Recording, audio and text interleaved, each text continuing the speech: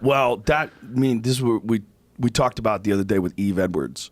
Eve was in here. That's one of those things. Like, and I was saying, when you talk as much as we talk, I talk too much. You talk too much. We talk too much. Yes. When you talk too much, shit comes out of your mouth. You're gonna step in some shit, and then you're scrambling, trying to like make it make sense. Joe, I can't. I didn't listen to the podcast with Eves. I like Eves. We don't know each other that well. The thing that bothers me about this is I couldn't even tell you the point I was trying to make. If someone's like, give us $1 million, tell us the point you're trying to make. Like, I forget. I remember I had Kevin Leon, and then I remember before that, I was 20 minutes deep into explaining why I think DC is the greatest of all time, besides you as a commentator, why he's the future of the sport. And then before that show, me and Brian were talking about something with race and men and women, and somehow that entered my brain, and I have no animosity toward it. This is why it doesn't make sense. I have no animosity towards UFC Tonight. It's one of my favorite shows. I've worked with Karen Bryant for over 10 years. She's a good friend. Woodley, DC, Kenny Florian's good friend. Bisbing's a good buddy. I don't know Eves. I work with the team on UFC Tonight. I love those guys. I just had Jimmy Smith in and on my show who works, there. It makes zero sense. And then I was in St. Louis and I started to get texts from someone involved in that show. I won't say their name. And he goes, hey man, some people are upset here about what you said. And I'm like, I couldn't even tell you what I said. And he tells me like, what? And then Chin goes, hey man, I'm seeing online about some of the stuff. He goes, should I edit it out? I went, no, we never do that. I go, don't edit. Let me deal with it. Let me see what I say. Because that makes me look even worse if you cut it out. It looks like I was saying something that I wasn't meant to say. And then, Eves was upset. And then me and Eves text back and forth. Again, I don't know him. Brian works with him a little bit on certain stuff for help or something like that for shows or what he was trying to do, which is great. Everyone should talk to Brian, if you're friends with him.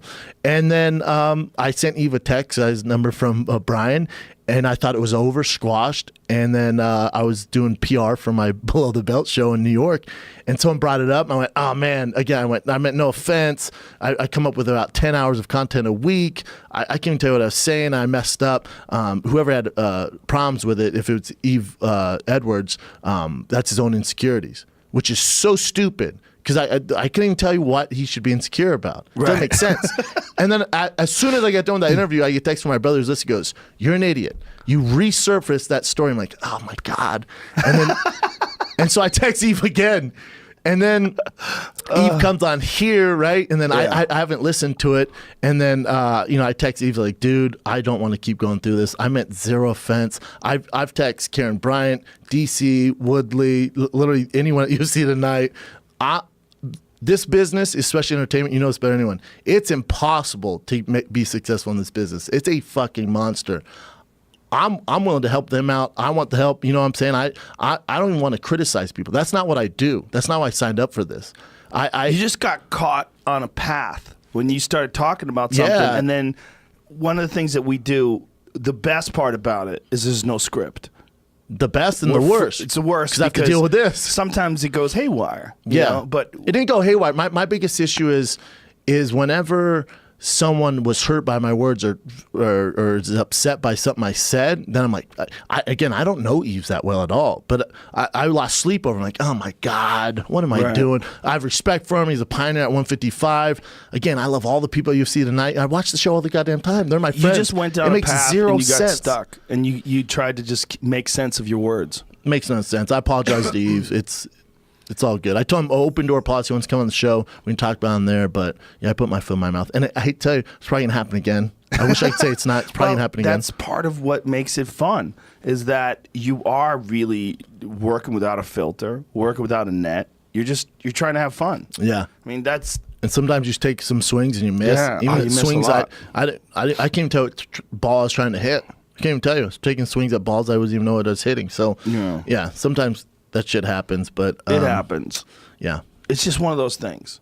I mean, I've done it 100 times on this podcast, said some shit, and I was like, what the fuck did I even say that for? I don't even know what was going on in my mind. And sometimes, like, when you're trying to form a sentence, like right now I'm trying to form a sentence, right? Like sometimes while you're thinking about it, you're like, this isn't going so good. I know. Let me try to make it sound better, or let me try to see if I could rescue this for the people that are listening and make some sense. And then it just makes it more cloudy and more fucked up. And it's hard for people to follow, and you're just like, oh my God, I speak for a living. Yeah. Have you ever been on stage? I was going through my set, and I've been doing it so much lately.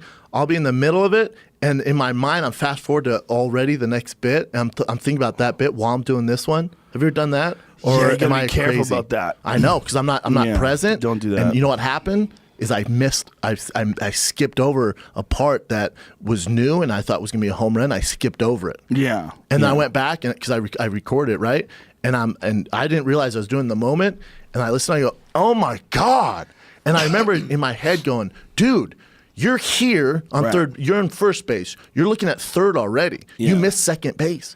You're not even in the moment. That's hard because there's you never know how you should think when you're on stage. You're doing the bit and you're just trying to perform the bit right. And if it's going well, then you start thinking, okay, this is going well. What am I going to lead into next? But while you're still talking about the original thing, you can't do that. I know. Have you done that before though? Or am I stupid? Yeah. No, I've definitely done it. I was so disappointed in myself, man. The big thing about comedy, one of the big things is the audience has to know that you are honestly thinking about that subject. Like, even if you talked about it 100 times, when you're talking about it that day in front of those people, they're hearing it for the first time. They want you to be tuned into that subject 100%. And present. Yeah, if you're not, they can sense it. I know. I was so disappointed in myself. I've never done it before, and it was very strange too. Because, and this is what hurts me about the Eve Edwards situation is the guys I look up to, yourself, Gary Shandling, like they always help people, man. You don't put anyone down. They always help people, and I don't have the same platform you guys have, but I like to think one day I will, and I want to help people like you guys help people. Like there's the 60 degrees of separation, and you look at all the lives you've touched, and Gary Shandling, it's insane. That's so inspirational to me. And I was watching the Gary Shandling doc, and I went, man, that's so cool. And that's why this Edwards situation's fucking me up, because I'm like, damn, man, that's not. I don't want to hurt anyone. But back to the comedy, I was so excited because Gary Shandling stuff. Whenever they show Comedy Store stuff, it's just I'm so into it, man. He was talking about the Comedy Store, and I got super inspired, and I was like, let's do this. I've never been more pumped to hit the stage, and then that happened. I was so disappointed.